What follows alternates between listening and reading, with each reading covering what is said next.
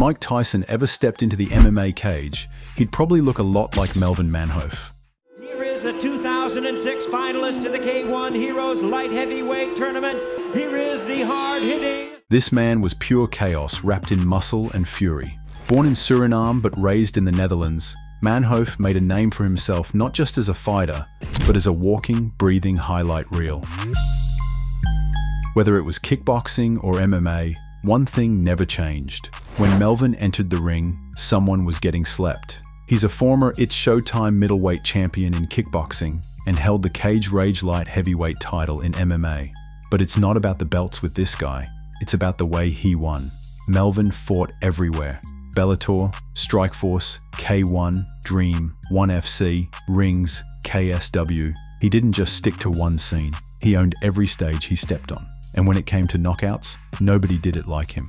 Out of his 32 MMA wins, a ridiculous 29 came by knockout. That's not just impressive. That's the highest KO rate in MMA history for anyone with at least 15 wins. He was the kind of fighter you couldn't take your eyes off for even a second. Blink, and someone's on the floor. Before Melvin Manhoef became a human highlight reel, before the vicious knockouts and the jaw-dropping finishes, it all started when he was just 18. That's when he stepped into a ring for the first time and walked away with a win by decision. But the real chaos didn't begin until a few years later. In 2001, Manhoef came back swinging, this time repping the legendary Chukwuemeka gym. And by 2004, he was already tearing through London's Cage Rage promotion.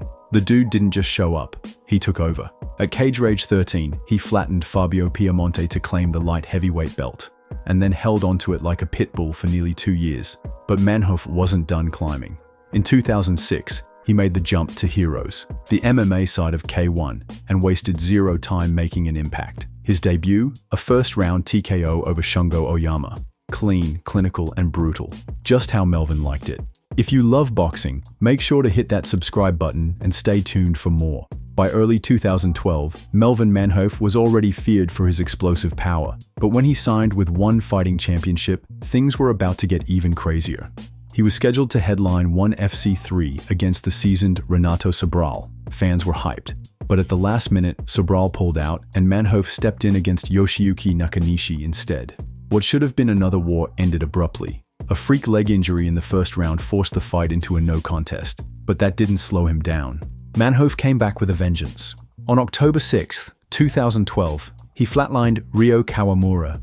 At that point, Melvin had racked up 3 straight wins and was 4-0 when fighting on New Year's Eve, almost like he was built for the big stage. Then came April 5, 2013, 1FC, Melvin versus UFC veteran Brock Larson. From the start, it was clear who wanted to strike.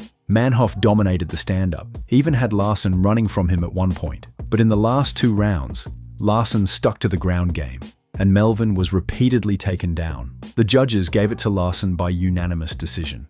2 months later, at KSW 23, Manhoef faced Mamed Khalidov.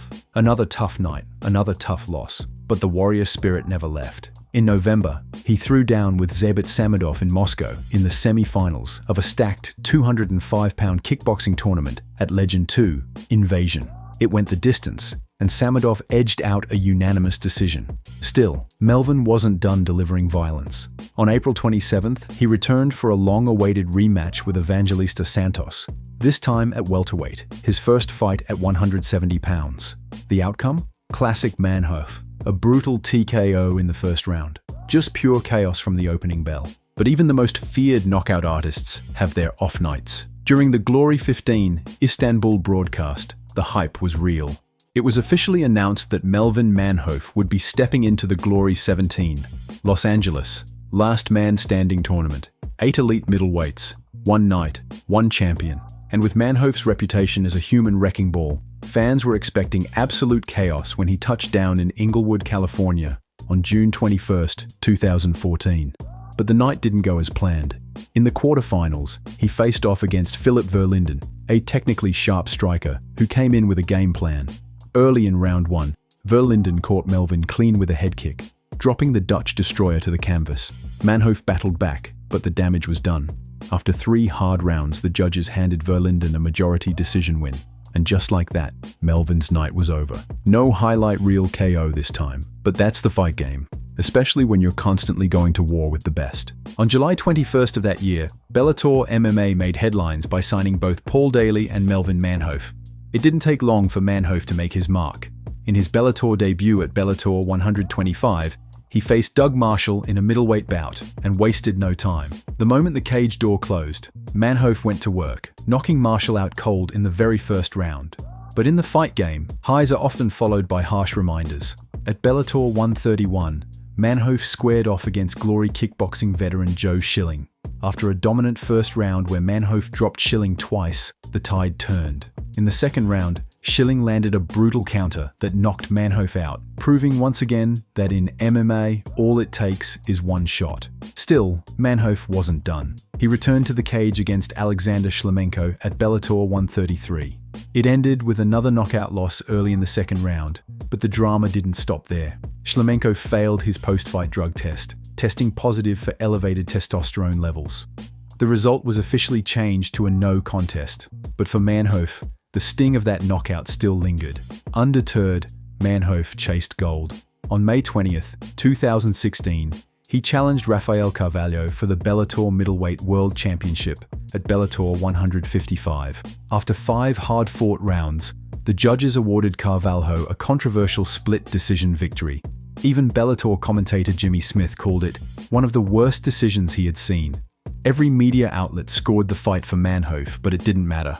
The belt slipped away. A rematch was immediately booked for Bellator 168, but Carvalho pulled out due to injury.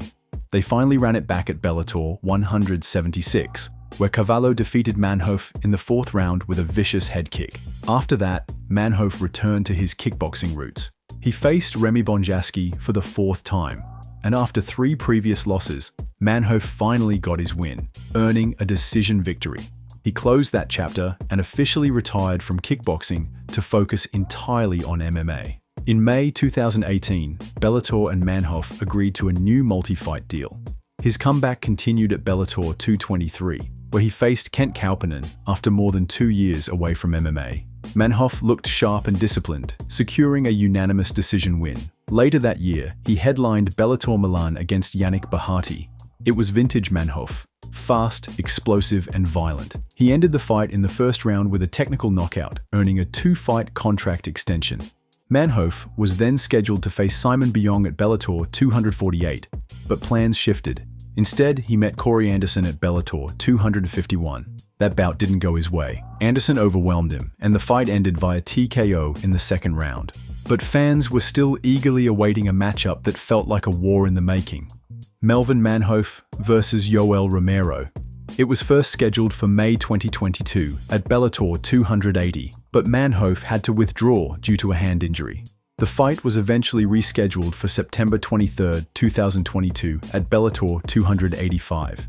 In the third round, Romero overwhelmed Manhoef on the ground and finished him with brutal elbows. After the bout, Manhoef officially announced his retirement from MMA, but even retirement couldn't keep him away for long. Just months later, Manhoef took part in a special event, Inoki Bombaye x Ganryujima, facing grappling specialist Igor Tanabe. In the first round, Tanabe locked in a heel hook, forcing Manhoef to tap. After that fight, Manhoef once again announced his retirement, this time for good. Melvin Manhoef may have stepped away from combat sports, but the legacy he left behind is unforgettable. He wasn't just a knockout artist, he was chaos wrapped in muscle, speed, and aggression. The kind of fighter who didn't just win, he destroyed. Whether it was in a ring or a cage, every Manhoef fight came with one guarantee: violence. He was Tyson in MMA, and the knockouts, still absolutely insane. Who was the most violent striker in MMA history? Was it Melvin Manhoef, or does someone else come close? Drop your thoughts in the comments below, and don't forget to subscribe for more raw, unfiltered stories from the fight game. This was the legacy of Melvin Manhoef: pure chaos, unmatched power, and knockouts that will echo forever.